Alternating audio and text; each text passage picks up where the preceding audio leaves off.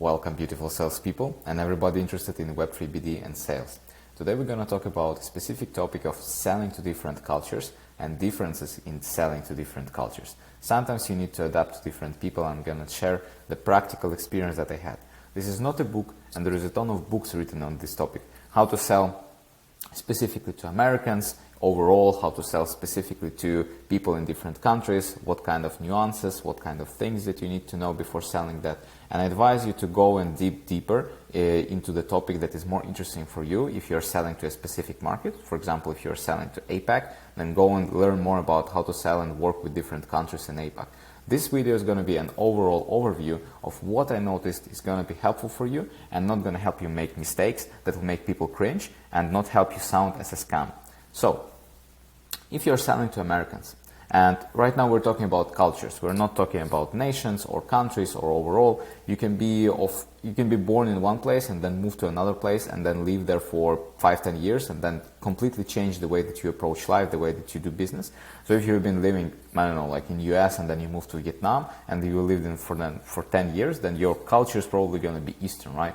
So if you're selling to Americans, they're super direct. They want to be talking about business. They're more like, on the spot. So you also need to be very quick and picky on the things. If they're willing to move fast, and you also need to move fast if they're willing to do so.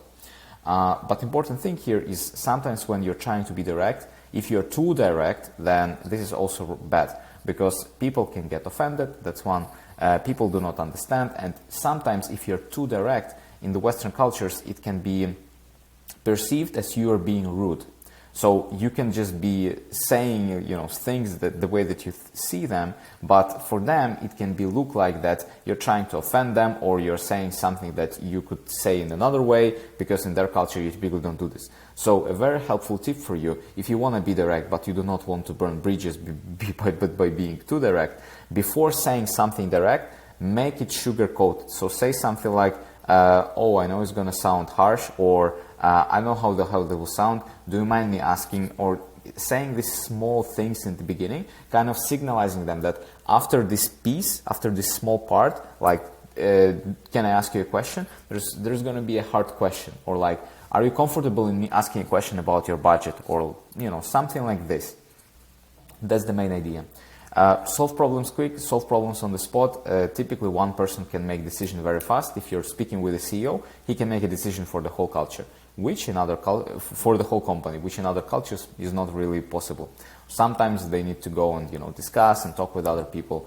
Now we're moving to Europeans. So like I've been living in Europe for all my life, and I met a lot of people in Europe. I think from everybody, like from every country. I spoke with people from that country. So you can diversify really them by Northern, Central, South, and then also Eastern Europeans.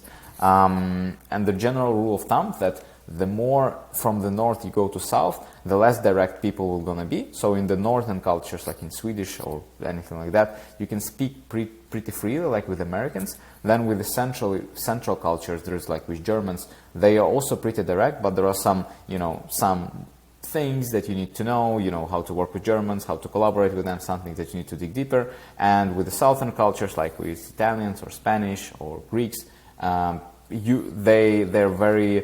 they look alike a lot like Eastern cultures. They like to share stuff, they like to discuss stuff with everybody. This bonding is like very important for them. So, and then there is Eastern European, like Polish people, Ukrainian people, even Russians. They're also pretty direct, but then, it's a specific kind of people. So how do you approach Europeans? What is the main rule of thumb of understanding the difference between Europeans and Americans? So Europeans have more pressure and emphasis on having work-life balance. So if you're going to be pushing them to do something that is going to be out of their comfort zone, they are not going to do this. Americans will do this if it guarantees profit. Europeans will think twice, because if you're pushing them to something when they're having vacation, so like even in the summer, like Europeans can be out for vacation for 3-4 weeks, in Sweden sometimes 5-6, and that's perfectly fine. So you cannot teach with them. And this way of working also, if you do this one thing in this way, like if you're going on vacation for 5 weeks and nothing happens, like you can freely do this. In America, it's like, it's impossible that you go on vacation for 5 weeks. Like they have 2 weeks max or like 3 weeks. So these small things imply that you cannot push Europeans to do something that they're not comfortable doing, because if it collides with their work-life balance, with their family bonding, or like they can have like small sprints of work when you need to do something very urgently, very quickly, but don't expect them to do this all the time and work in this non-stop, because this is not going to happen.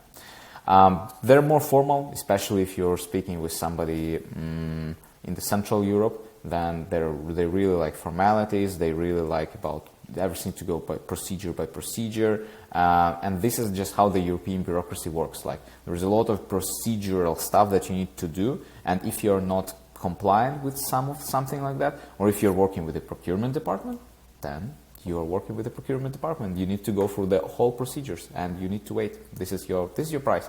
You need to pay the price of time.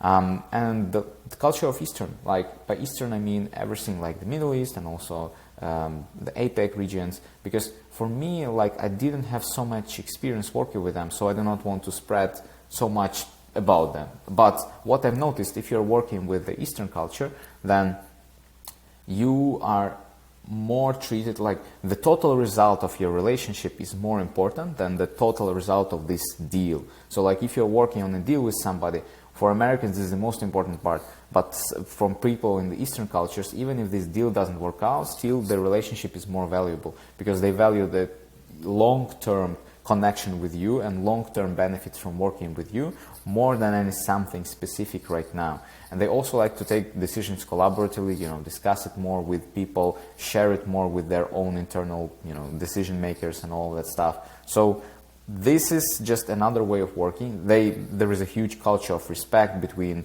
employees and somebody that stays in the higher rank. So you need to know how to navigate these things. What I noticed is it's very bad if you try to push them also on timing, or overall if you try to push them, because like they have their own ways of doing things. And if you want to speed up something or expedite something, and then you're trying to push them, this never worked for me, but it never worked positively for me. It always worked negatively, so it made things worse. Like, I've been burning deals and all that stuff. So better don't do this. If you're more specific, like if you're, as I told you in the beginning, do the research, do the deeper research in your current topic, and then you would know how to speak with the culture that you're interested in. Home training. So how to implement this information? What do you need to know to take this forward? So stop, selling is talking. You talk to different people, and if other people understand things in another way, you need to know what are the differences between your understanding and their understanding. So go and learn. Go try understanding how can I get better? What are nuances are in selling to this culture? What am I doing wrong? Because maybe some words that you're saying, or some symbols, something with your hands that you're showing in your culture that means one thing, in their culture that can mean something super offensive. So think twice about this. If you're interested in the topic, go do the research. I urge you and motivate you to do this. And I tried to make, a nice motivational push for you to go and pursue your dreams and start, selling better. And at the end of the day, we are here for making more money, for moving company forwards, for doing more stuff and helping businesses move business for faster and better. It was very nice to meet you guys. My name is Nicolai, you watching Web3 Sales Gym. I urge you to subscribe and apply for the Web3 Sales Gym community that I will leave the links in below. This is a small community of people where we are connecting all the time, every day, speaking about topics about Web3 BD, growing, different tips, advices, and doing networking. So it was very nice to do this video for you, and hopefully to see you in the next video. See you. Bye-bye.